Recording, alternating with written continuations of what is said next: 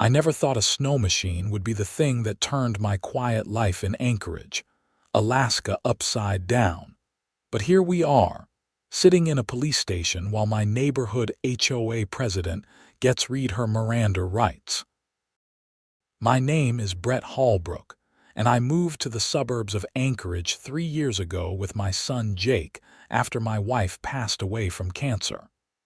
Jake was only 11 then, and the move was supposed to be a fresh start for both of us. The house was perfect, a nice 4-bedroom ranch-style home in the Hillside Manor development with mountain views and enough space for Jake to grow up. The HOA seemed reasonable at first, just the usual stuff about lawn maintenance and exterior paint colors. I should have known better.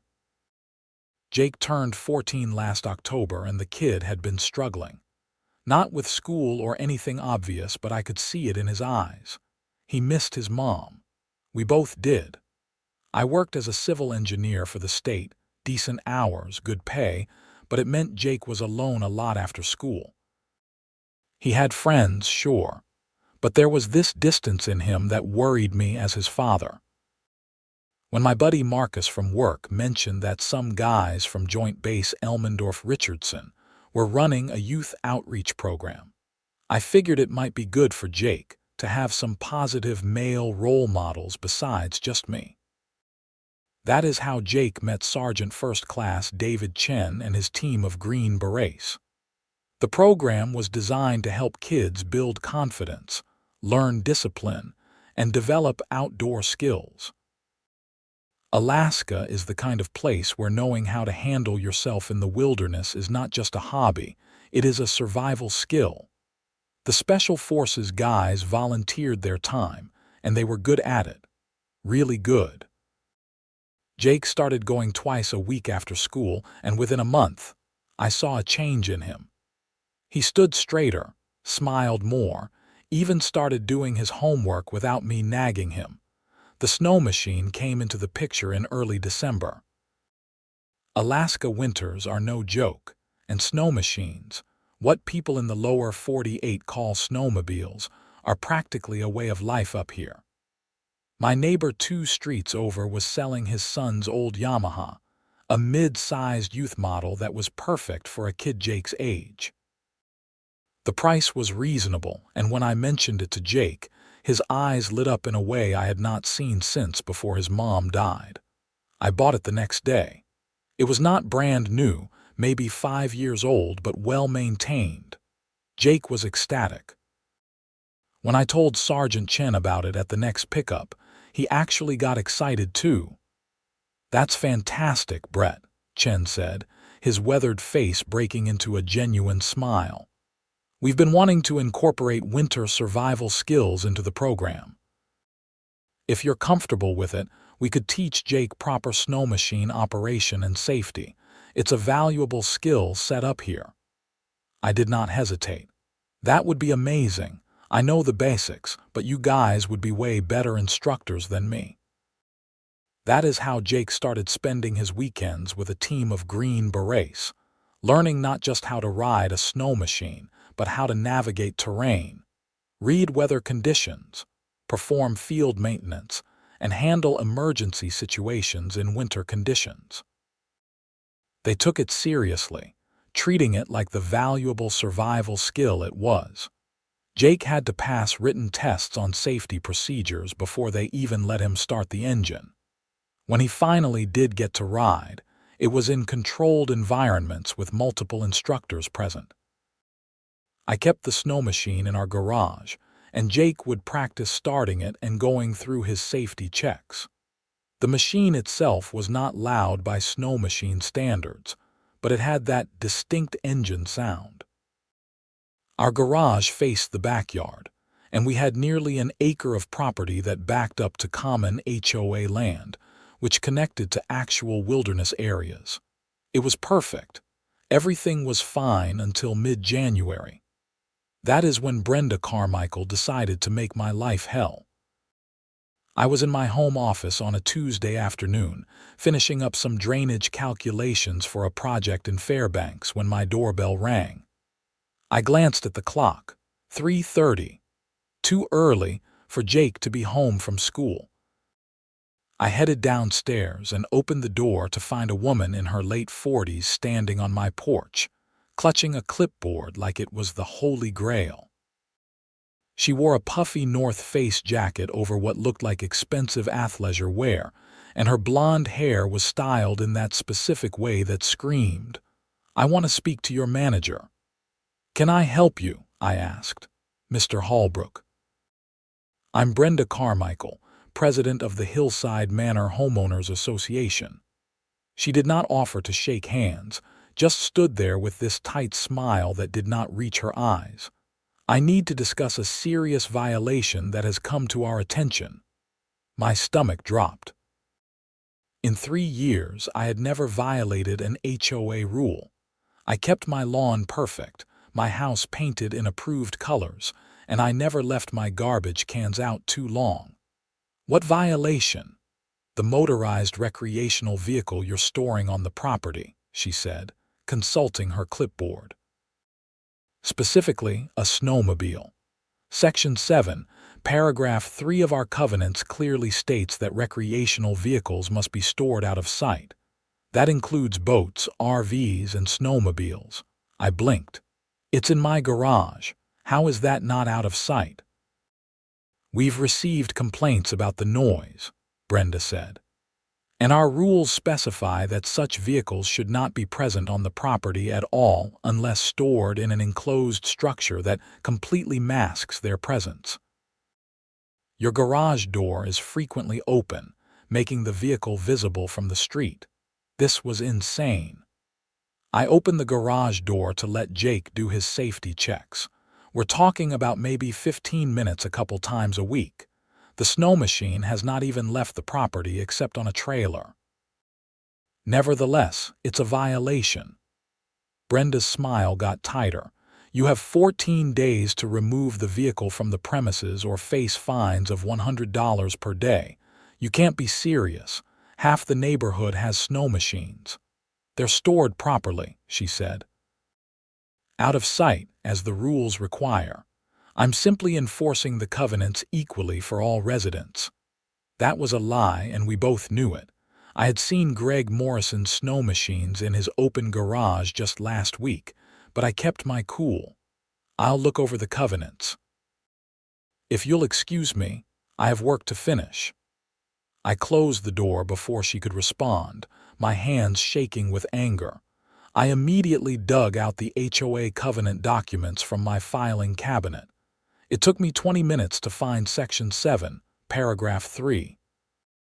The language was vague, talking about recreational vehicles needing to be appropriately stored as not to diminish neighborhood aesthetics. There was nothing about them being banned entirely, and certainly nothing about garage doors being open during routine maintenance. When Jake got home an hour later, I was still fuming. He took one look at my face and asked, "What's wrong, Dad?" I explained the situation.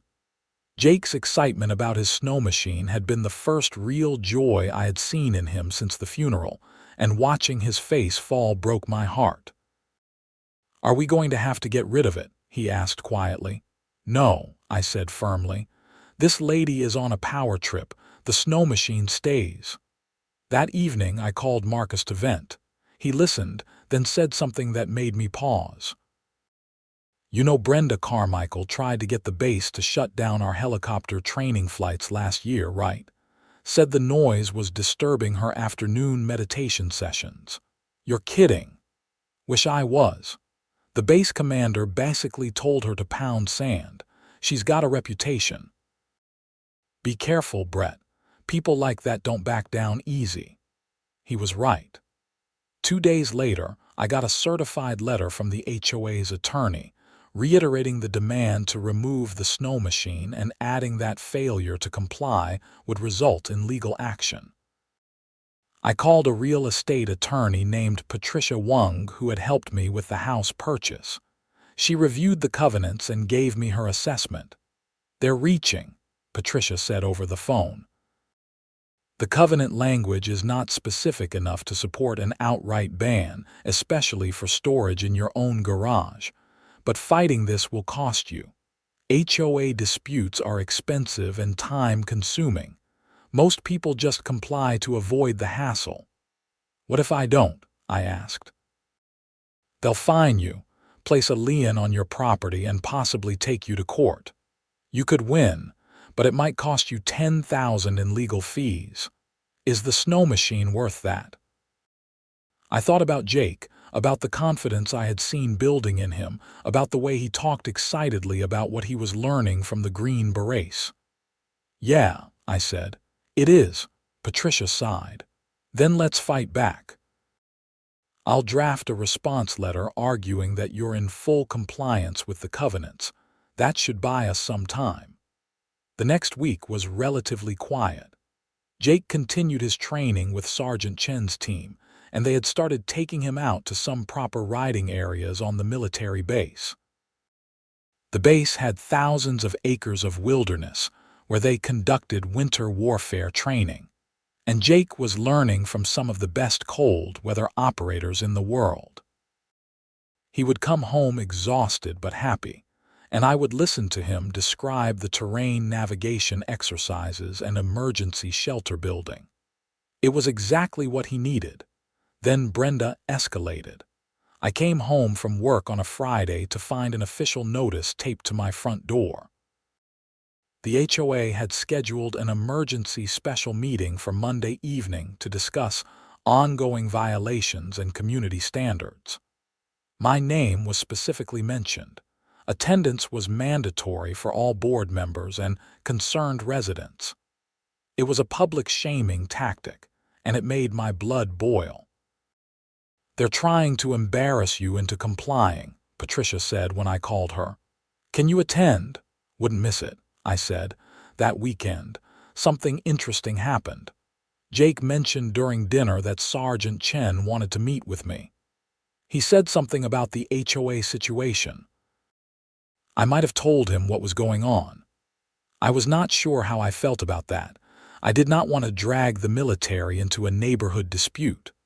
But on Sunday afternoon, Sergeant Chen called me directly. Mr. Holbrook, Jake mentioned you're having some trouble with your homeowners association. Chen's voice was professional but warm. I wanted to reach out because what they're doing might actually impact our youth program. How so? I asked. Jake's not the only kid in the program learning winter operations. We have 8 kids total, and we were hoping to expand. If HOAs start banning the equipment necessary for this kind of training, it limits what we can teach. These are life skills in Alaska. He paused. Would you mind if a couple of us attended this meeting on Monday, as concerned community members interested in youth development? I felt a surge of gratitude. That would be great, actually. Good. We won't make it about the military, just concerned citizens. But sometimes it helps to have voices of authority explain why this matters. Monday evening arrived with typical Anchorage winter weather, dark and cold with a light snow falling. The HOA meeting was held at the community clubhouse, a nice facility with a large meeting room. I arrived 15 minutes early with Patricia. The room was already half full, and I recognized most of my neighbors. Some gave me supportive nods. Others avoided eye contact. Brenda Carmichael sat at the front table with 4 other board members, including Vice President Linda Patterson and Treasurer George Walsh. Brenda looked triumphant, like she had already won. Then Sergeant Chen walked in with 3 other men, all clearly military even in civilian clothes. They had that bearing, that presence. The room's energy shifted immediately. Chen caught my eye and nodded, then took a seat in the back row. Brenda called the meeting to order at exactly 7 o'clock. She went through routine business first, some discussion about landscaping budgets and pool maintenance. Then she got to the main event. Item 5 on our agenda concerns ongoing violations by a resident at 4782 Clearwater Drive, Brenda said, looking directly at me. Mr. Holbrook has repeatedly violated Section 7, Paragraph 3 of our covenants by storing a recreational vehicle in a manner visible from the street and operating said vehicle in a way that creates excessive noise disturbance for neighbors. That is not accurate, I said, standing up. Patricia put a hand on my arm. Let her finish, Patricia whispered. Brenda continued. We have photographic evidence of the snowmobile visible in Mr. Holbrook's garage on multiple occasions. We've also received noise complaints from 3 separate households. The board recommends immediate removal of the vehicle and fines totaling $2,000 for non-compliance over the past 14 days. $2,000. I could not keep the anger out of my voice. 100 per day, as specified in our previous notice, Brenda said smugly. The 14-day grace period expired 3 days ago. Patricia stood smoothly. May I address the board? I'm Patricia Wung, representing Mr. Holbrook in this matter. Brenda looked annoyed but nodded. Proceed. First, my client is in full compliance with Section 7, Paragraph 3. That section requires recreational vehicles be appropriately stored as not to diminish neighborhood aesthetics. Mr. Holbrook's snow machine is stored in his garage, an enclosed structure. The brief periods when his garage door is open for maintenance do not constitute a violation. Second, the covenant language does not prohibit snow machines or specify any particular rules about their storage beyond the aesthetic requirement. Third, the noise complaints are unsubstantiated. A snow machine running for 15 minutes during daylight hours for safety checks does not violate any noise ordinances, municipal or otherwise. The covenants give the board discretion to interpret what constitutes appropriate storage, Brenda shot back. Limited discretion, Patricia countered. And that discretion must be applied reasonably and equally to all residents. I have photographs from last week showing at least 4 other properties in this development with snow machines visible in their garages. Is the board taking action against those residents as well? Brenda's face reddened. Those situations are different. How? They're not running their machines at all hours, disturbing the peace. This was my moment. I stood up. I've never run the snow machine past 6 p.m. and never before 9 a.m. on weekends.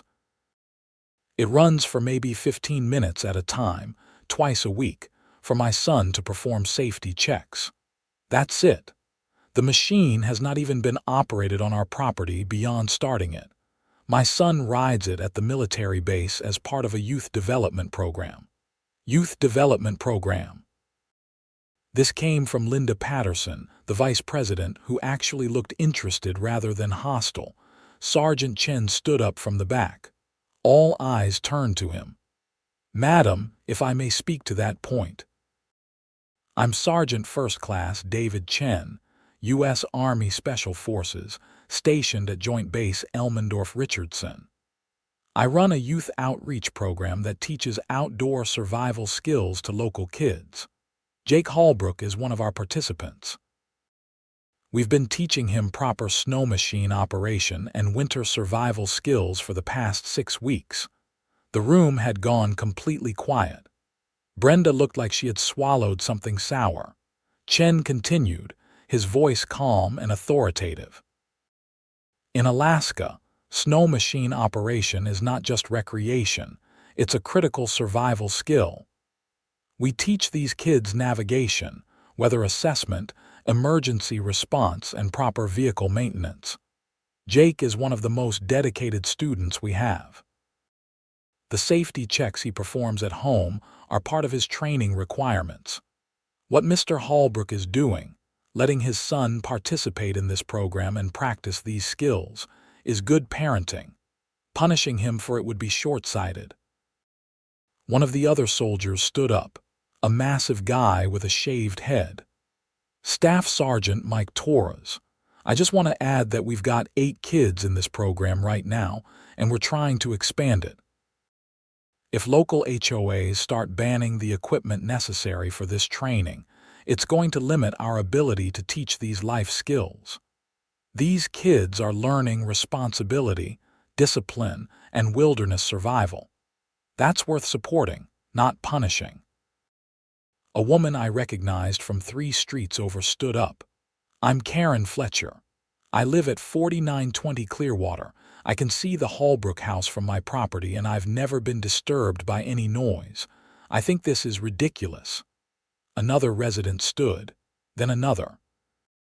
Within minutes, about a dozen people were speaking in my defense, talking about how quiet Jake was, how well maintained our property looked, how they had never had any issues with noise.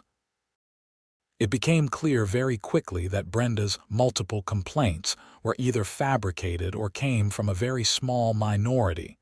Brenda tried to regain control. This is not a general discussion forum. The board has the authority to enforce covenants as we see fit. Actually, you don't. Patricia's voice cut through the chaos. Not arbitrarily. Mr. Holbrook is prepared to fight this. If you proceed with these fines or attempt to force removal of the Snowmachine, we'll file suit for selective enforcement, harassment, and improper interpretation of covenant language. Discovery will be very interesting, particularly regarding which board members filed these supposed complaints and why other residents with similar situations have not been targeted. George Walsh, the treasurer, had been quiet until now. He was an older guy, probably in his 60s, with a weathered face that suggested he had lived in Alaska a long time. "Brenda, can I speak with you and Linda privately for a moment?" The 3 board members huddled in the corner for about 5 minutes while the rest of us waited. I could see Walsh gesturing emphatically, his face serious. When they returned, Walsh took the microphone. "The board would like to table this matter pending further review of the relevant covenant sections and their application. We'll reconvene in 2 weeks with a recommendation." Brenda looked like she wanted to argue, but Walsh gave her a look that shut her down. The meeting adjourned shortly after. As people filed out, several neighbors came up to shake my hand or clap me on the shoulder. Sergeant Chen and his team approached last. "That went well," Chen said. "But watch yourself. People like her don't give up easy." "Tell me about it," I said. "Thank you for coming. It meant a lot." "Jake's a good kid," Chen said. "He's earned this. We're not going to let some petty bureaucrat take it away from him." Jake had stayed home during the meeting, too anxious to attend. When I got back and told him what happened, his relief was palpable. "So I can keep riding. For now," I said. "This is not over yet, but we want a round." The next 2 weeks were tense. I kept expecting another letter or notice, but nothing came. Jake continued his training. The Green Berets had moved into more advanced terrain navigation, teaching the kids how to read topographic maps and use GPS units in the backcountry. Jake was thriving. His grades had improved, he was sleeping better, and he had made friends with the other kids in the program. Whatever happened with the HOA, this had been worth it. The follow-up meeting arrived on a Wednesday evening. Smaller crowd this time, mostly just board members and a few interested residents. Patricia came with me again. Brenda looked like she had not slept well, her makeup not quite hiding the bags under her eyes. George Walsh called the meeting to order. "We've completed our review of the Snowmachine situation at 4782 Clearwater Drive. After consulting with our HOA attorney and reviewing the covenant language, the board has determined that Mr. Holbrook is in compliance with Section 7, Paragraph 3. The Snowmachine may remain stored in his garage. Additionally, brief operation of the vehicle for maintenance purposes during reasonable daylight hours does not constitute a noise violation." I felt a wave of relief so strong it made my knees weak. "However," Walsh continued, We will be proposing amendments to the covenants at our annual meeting in April to provide more specific guidance on recreational vehicle storage. All residents will have the opportunity to vote on these amendments. Translation: Brenda lost this battle but was already planning the next war. Still, I had won the immediate fight. That was what mattered. Brenda did not say a word during the entire meeting. She sat there with her arms crossed, radiating fury. When the meeting adjourned, she left immediately without speaking to anyone. "She's going to be a problem," Patricia warned me as we walked to our cars. "Watch your property. People like her sometimes resort to petty retaliation. Document everything." Patricia's warning proved prescient. Over the next 3 weeks, I got citations for my garbage cans being out 15 minutes past the pickup deadline, for a small patch of ice on my sidewalk, and for a holiday wreath on my door that apparently violated the seasonal decorations must be removed within 1 week of the holiday rule, even though it was still January and half the neighborhood had wreaths up. I documented everything, taking photos of neighbors with identical or worse violations who received no citations. Patricia drafted a harassment complaint to the board, pointing out the selective enforcement pattern. The citations stopped, but the damage was done. Brenda had made it clear she was watching me, waiting for any excuse to strike. Jake's training continued to progress beautifully. By early February, he had logged over 30 hours of riding time under Green Beret supervision. Sergeant Chen told me Jake was ready for more advanced work, and they wanted to take the program kids on an overnight winter camping trip in March. "It'll be completely supervised," Chen explained. "We'll have one instructor for every 2 kids. They'll learn shelter building, cold weather camping, and multi-day navigation. It's challenging but safe. What do you think?" "Jake would love it," I said. "Count us in." That weekend, Jake was practicing his pre-ride safety checks in the garage, going through the routine the Green Berets had taught him.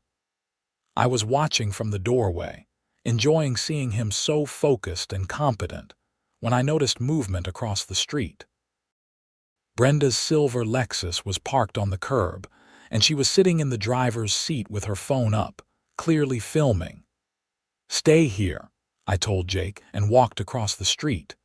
Brenda saw me coming and quickly put her phone down, but not before I noted she had been recording. I knocked on her window. She rolled it down halfway. "Can I help you with something, Brenda?" "I'm parked on a public street," she said. "Perfectly legal." "Recording my minor child without permission is not legal," I said. "Delete that video." "I don't know what you're talking about." "The video you just took of my son. Delete it now, or I'll call the police and file a complaint for harassment." We stared at each other for a long moment.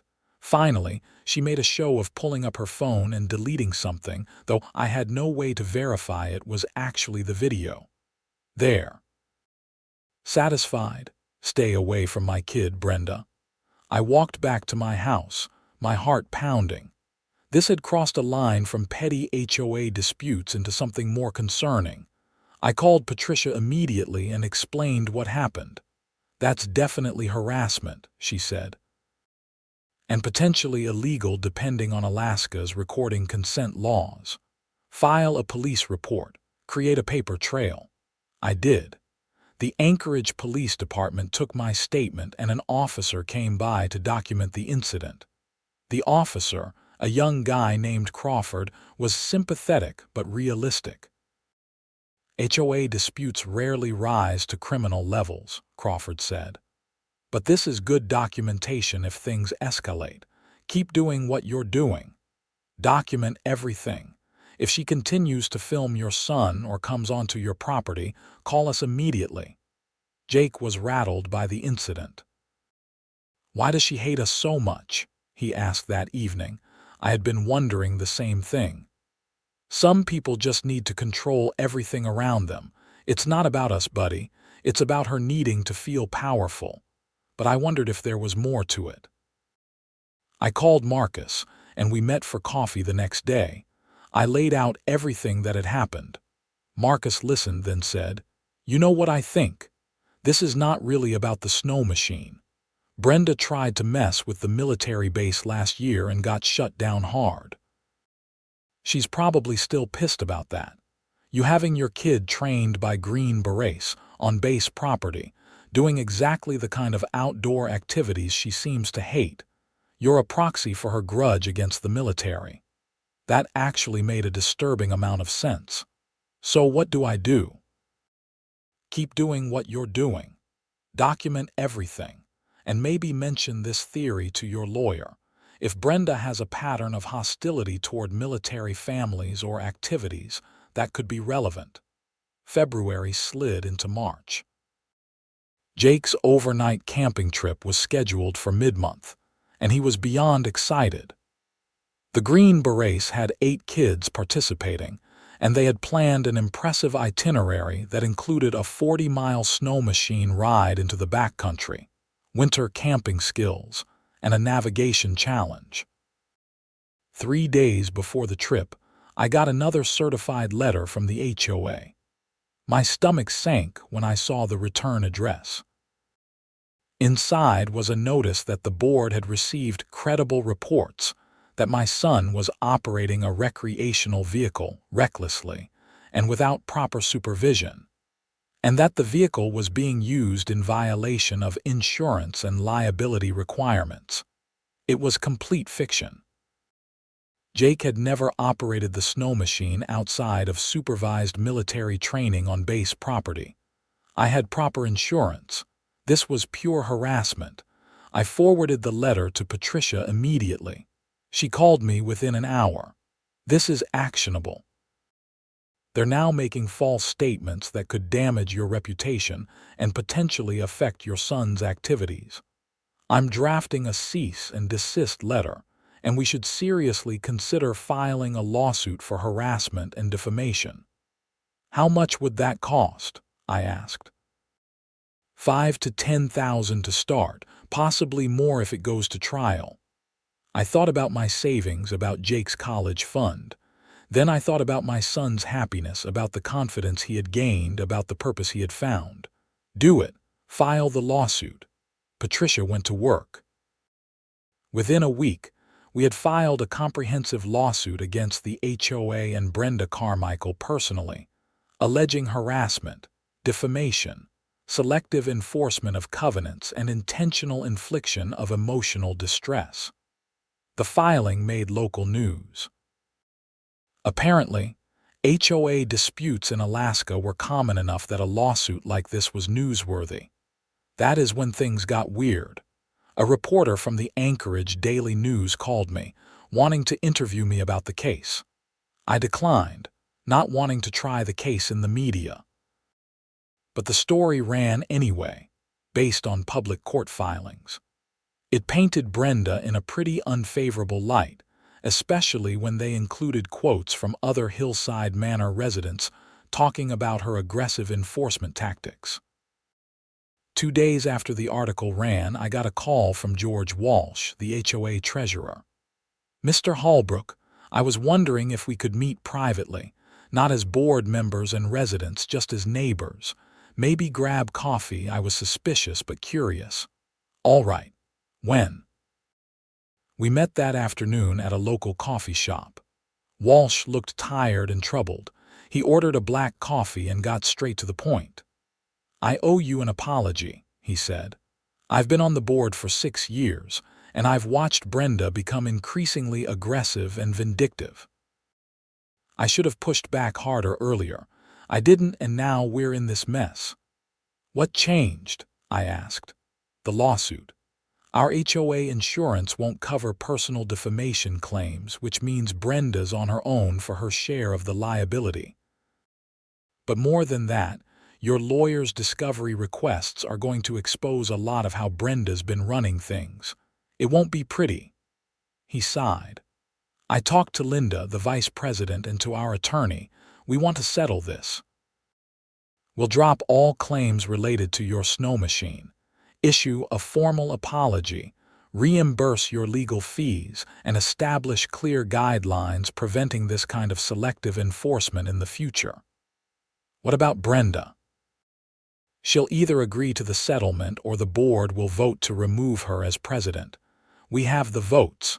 Linda and I have been talking to the other board members. Everyone's tired of this. It was tempting, but I had learned not to trust easy solutions. I need to talk to my attorney. Of course, I just wanted you to know that not everyone on the board supports what's been happening. Some of us actually think what you're doing with Jake is great. My grandson is 10. I'd love for him to have opportunities like that program when he's older. Patricia was cautiously optimistic when I told her about the meeting. Settlements are usually better than trials. Less expensive, faster resolution, and you maintain some control over the outcome. But we need to make sure the terms are ironclad. No loopholes for them to come after you later. The settlement negotiations took 2 weeks. Our attorney demanded not just an apology and fee reimbursement, but also a formal amendment to the HOA covenants explicitly allowing Snowmachine storage in garages and operation for maintenance purposes during reasonable hours. We wanted it in writing, permanent and enforceable. The board agreed to everything except removing Brenda as president. That had to go through a proper vote process. But they did agree that she would have no involvement in any matters related to my property or family going forward. Jake's camping trip happened during the middle of negotiations. He left on a Friday afternoon, excited and nervous. Sergeant Chen had assured me they would take good care of the kids, and I trusted him. Still, I barely slept that night, imagining everything that could go wrong. Jake came back Sunday evening exhausted, dirty, and radiating happiness. "Dad, it was incredible. We rode so far and we built these snow shelters that actually kept us warm even though it was like 10 below zero. And we had to navigate using just maps and compasses because Sergeant Chen took our GPS units to make it harder. Our team found all the checkpoints." He talked for an hour straight, barely pausing for breath, telling me every detail of the trip. It was the most animated I had seen him since before his mother died. Whatever this legal battle cost me, moments like this made it worthwhile. The settlement was finalized in early April. The HOA issued a formal letter acknowledging they had been wrong, apologizing for the harassment, and confirming that my Snowmachine storage and Jake's training activities were fully compliant with all covenants. They reimbursed my legal fees, about $8,000 at that point. The covenant amendments would be voted on at the annual meeting later that month. Brenda signed the settlement agreement, but she did it through her attorney. I never heard directly from her again. At the annual meeting, she showed up looking diminished and angry. When the covenant amendments came up for vote, they passed by an overwhelming margin. During the board election portion of the meeting, Linda Patterson ran for president against Brenda. It was not even close. Linda won in a landslide. After the meeting, Linda approached me. "I want you to know that things are going to be different going forward. The board should be helping neighbors, not harassing them. If you ever have concerns about how we're operating, my door's open." "I appreciate that," I said, and I meant it. But the story does not quite end there. In early May, about a month after the settlement, I got a call from Officer Crawford, the policeman who had taken my harassment report. "Mr. Holbrook, I wanted to give you a heads up about something. We arrested Brenda Carmichael this morning." My stomach dropped. "For what?" "Fraud and embezzlement. Apparently, your lawsuit discovery process triggered an audit of HOA finances. The treasurer found some irregularities and reported them to us. Miss Carmichael had been diverting HOA funds into a personal account for about 2 years. We're talking around $40,000. I was stunned. Are you serious? Very. It's going to be a mess for your HOA board to sort out, but I thought you'd want to know. Your lawsuit basically exposed this. If you hadn't pushed back, she might have kept stealing indefinitely. After I hung up, I sat there processing this information. All that anger, all that vindictive enforcement, and underneath it all, Brenda had been stealing from the neighborhood. Had she targeted me because she was worried about anyone looking too closely at HOA operations? Or was she just that kind of person, someone who needed control and power and had no problem abusing both? The local news covered her arrest. It turned out the embezzlement was extensive. Brenda had been using HOA funds to pay for personal expenses, everything from vacations to her Lexus payments. The investigation revealed she had created fake invoices from non-existent contractors and pocketed the money. She had been clever about it, keeping the amounts small enough that they did not immediately raise flags. But years of small thefts added up. George Walsh called me a few days after the arrest. I wanted to thank you. If you had not fought back, if you had just removed the Snowmachine like she demanded, we never would have known what she was doing. The whole neighborhood owes you. I was just trying to protect my kid, I said. That's exactly my point. You were a good father, and that somehow threatened her. Now we know why. People doing wrong always hate people doing right, makes them nervous. Brenda was eventually charged with felony embezzlement and fraud. She pleaded guilty as part of a deal that required her to repay the stolen funds and serve 2 years in prison. Her husband divorced her during the legal process. She sold their house in Hillside Manor and moved away before the sentencing. I never saw her again.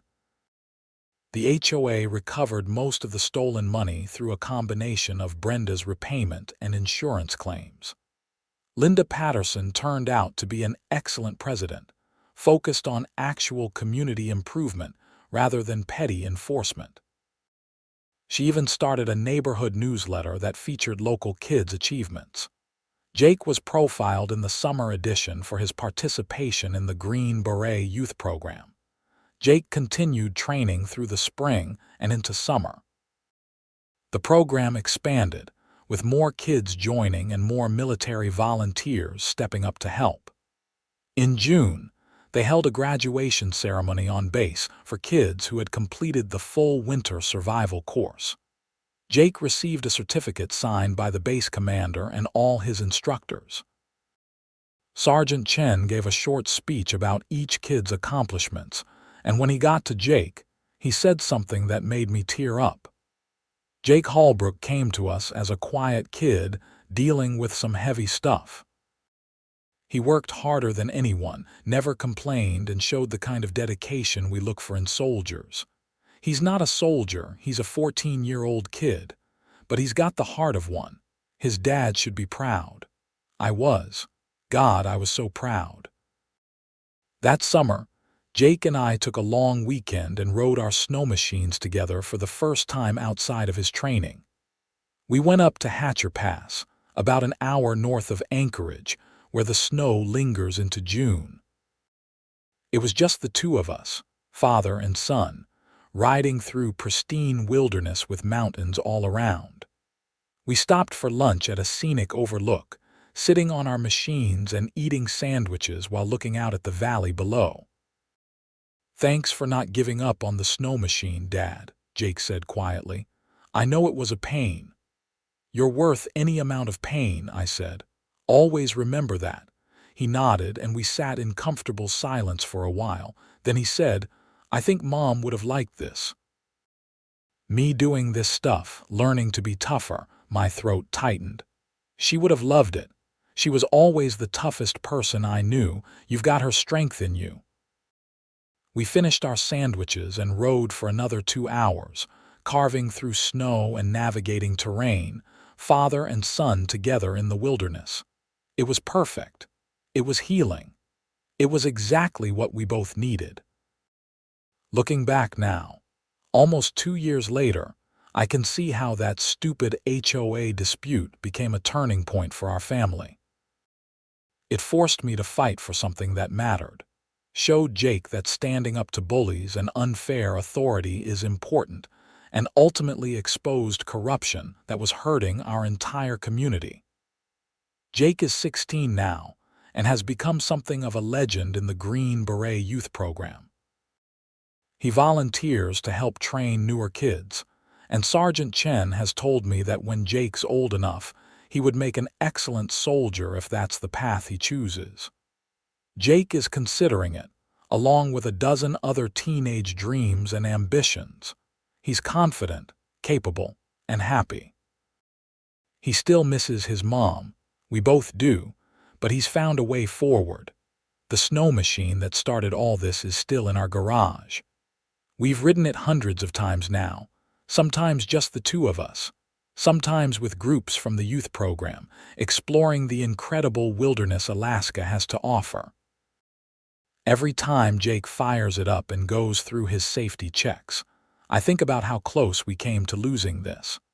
How one vindictive woman's power trip almost took away something that became so important to our healing and growth. The HOA is running smoothly under Linda's leadership.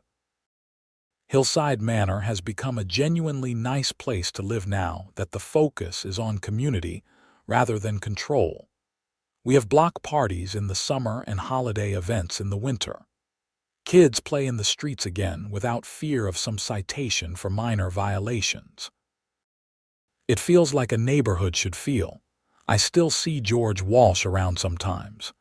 His grandson did join the youth program when he turned 12, and George thanks me every time we cross paths. "You changed this whole place," he said once. I don't know if that's true, but I know I refuse to let someone else's anger and corruption harm my son. That's what any parent would do. Last month, Jake and I were working on the Snowmachine together, replacing the drive belt as part of routine maintenance. He has learned to do most of the maintenance himself now, another skill the Green Berets taught him. As we worked, he said something that really stuck with me. "You know what I learned from all that stuff with the HOA lady? That sometimes doing the right thing means fighting, even when it's hard and expensive and stressful. You could have just gotten rid of the Snowmachine. Would have been easier, but you fought for me instead." "Every time," I said. "I'll fight for you every time, kiddo." He grinned, that crooked smile that reminded me so much of his mother. "I know, Dad. That's the point. I know you've got my back. So when I'm older and I have kids, I'll have their backs too. That's what you taught me." If that's the only thing I ever teach him, that parents fight for their kids even when it's difficult, that standing up to bullies matters, that doing the right thing is worth the cost, then I will have done my job. The Snowmachine was never really about the Snowmachine. It was about a grieving kid finding purpose and confidence, about a father protecting his son's healing, about a community learning that unchecked power leads to corruption. Brenda Carmichael is out of prison now, as far as I know. She served her time and moved somewhere down in the lower 48. I hope she learned something from the experience, but I doubt it. People like that rarely change. They just find new targets and new ways to exert control, but she's not my problem anymore. She's just a cautionary tale I'll tell Jake someday when he's older, about how absolute power corrupts absolutely, and how sometimes the smallest acts of defiance against petty tyrants can reveal much larger truths. The Green Berets still run their youth program, stronger than ever. Sergeant Chen retired from active duty last year, but stayed in Alaska and continues to volunteer. He's become a good friend, someone I trust with Jake's development in ways that go beyond just Snowmachine operation. The program has taught Jake and dozens of other kids skills that will serve them for life. Navigation, survival, self-reliance, discipline, confidence. These are things you can't learn in a classroom, And it all came so close to being taken away because one angry woman wanted to feel powerful. Because she could not stand seeing people doing things she did not approve of. Because she was stealing money, and anyone who drew attention to HOA operations was a threat. The lesson there is clear. Always question authority that seems arbitrary or vindictive. Always ask why someone is so invested in controlling things that do not affect them. And always fight for what matters, even when the fight seems too expensive or too exhausting. I bought that snow machine because I wanted my son to smile again. I fought the HOA because I would not let anyone take away something that brought him joy and purpose. In doing so, I accidentally exposed a criminal, reformed a toxic community board, and taught my son the most important lesson I could teach him. Stand up, fight back, protect what matters. The snow machine sits in our garage right now, ready for winter. Jake and I have plans for a week-long trip in December, riding deep into the backcountry with a group from the youth program. Sergeant Chen will lead the expedition. It will be challenging, cold, and absolutely worth it. Jake is already counting down the days. Sometimes I wonder what would have happened if I had just complied with Brenda's demands. If I had sold the snow machine, told Jake sorry but the HOA says no, and moved on with life. Jake would have been disappointed but would have gotten over it. The youth program would have found other ways to train him. Life would have continued, but he would have learned the wrong lesson. He would have learned that bullies win if you let them. That authority, even illegitimate authority, should not be questioned. That the path of least resistance is always the right path. Those are lessons I refuse to teach my son. Instead, he learned that his father will fight for him. That standing up to unfair treatment is worth the cost. That communities are stronger when people push back against petty tyrants. That doing the right thing sometimes means doing the hard thing. These are lessons that will serve him for the rest of his life, far beyond snow machine operation and winter survival skills. The irony is not lost on me that Brenda Carmichael, in her vindictive campaign against my family, ultimately strengthened us. She forced me to be a better advocate for my son. She pushed Jake to value what he was learning even more because it came under threat. She brought our community together against a common problem, and she exposed her own corruption through her aggressive actions. Sometimes the villains in our stories do us inadvertent favors. They test us, and in passing those tests, we discover strength we did not know we had. Brenda was my test. My son was watching to see how I would respond. I could comply, take the easy path, avoid the conflict. Or I could fight, stand up for what was right, and show Jake that some things are worth defending. I chose to fight, and I would make the same choice again without hesitation. The sun is setting now over the Chugach Mountains, painting the sky in shades of orange and purple that seem impossible, but are typical for Alaska. Jake is in his room doing homework, the kind of normal teenage evening that would not be possible without the confidence and discipline he gained from his training. The snow machine is winterized and ready in the garage. The HOA is functioning properly under competent, honest leadership.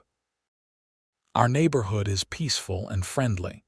Everything worked out, but only because I refused to let it work out any other way. That's the real story here, not about HOAs or snow machines or even green berets. It's about a father protecting his son's healing, about refusing to surrender to bullies, about how sometimes the fight is the point. The fight shows your kids who you are and what you stand for. The fight reveals truth and exposes corruption. The fight matters, even when it's hard. Especially when it's hard. Jake just called down asking what's for dinner. Normal question, normal evening, normal life. But it's a normal life we fought for and earned. And every time I hear my son's voice, confident and happy, I know the fight was worth it. Every dollar spent on lawyers, every stressful meeting, every confrontation with Brenda and her vindictive campaign. All of it was worth it to protect this normal, peaceful evening with my son. That's what being a parent means. Fighting for the moments that seem mundane but are actually precious beyond measure. Dinner with your kid, homework help, weekend rides through mountain passes on snow machines. These are the things worth defending against anyone who threatens them, whether that's an aggressive HOA president, a neighborhood bully, or life's random tragedies. I lost Jake's mother to cancer. I could not fight that, but I could fight Brenda Carmichael and an unjust HOA ruling. I could stand up for my son's right to learn and grow and heal. I could refuse to surrender something that brought him joy. Those were battles I could win, and so I fought them with everything I had. And here we are, 2 years later, stronger and happier than we have been since the funeral. The snow machine is not just a machine anymore. It is a symbol of resilience, of a father's love, of a community learning to be better. It represents everything we went through and everything we gained by refusing to give up. When Jake is older, when he has kids of his own, I hope he tells them this story. Not to brag or to make me seem heroic, but to teach them the same lesson. That parents fight for their children. That standing up to unfair authority matters. That the hard path is often the right path. That corruption thrives when good people stay silent. That communities are built on the courage of individuals who refuse to be intimidated. These are the lessons worth passing down through generations. These are the stories that matter. Not because they are dramatic or exciting, though ours had its dramatic moments, but because they are fundamentally about love, protection, and refusing to surrender what matters most. The snow machine is just a machine. But what it represents, what we fought for when we refused to give it up, that is everything. That is parenting. That is integrity. That is love. And I would do it all again tomorrow if I had to, without hesitation, without regret. Because Jake is worth fighting for today and always. That's not just a lesson for him. It is a promise, one I will keep for as long as I draw breath. The HOA can write whatever rules they want, but they will never take away what really matters, not as long as I have the strength to stand up and fight. That is what Brenda Carmichael never understood. She thought power came from rules and boards and the ability to fine people. Real power comes from love, from the willingness to sacrifice for those who depend on you, from the courage to stand up when standing up is hard. I had that power all along. I just needed someone like Brenda to reveal it, to force me to recognize my own strength. In that way, I suppose I should thank her, though I never will. She is part of our story now, the villain who inadvertently made us stronger. And that is how a simple HOA dispute over a snow machine became the most important fight of my life, not for what we were fighting about, but for what we were really protecting. Family, healing, joy, the future. Everything that matters, all wrapped up in one stubborn father's refusal to back down from a petty tyrant. The sun has fully set now. Alaska winter darkness is settling in.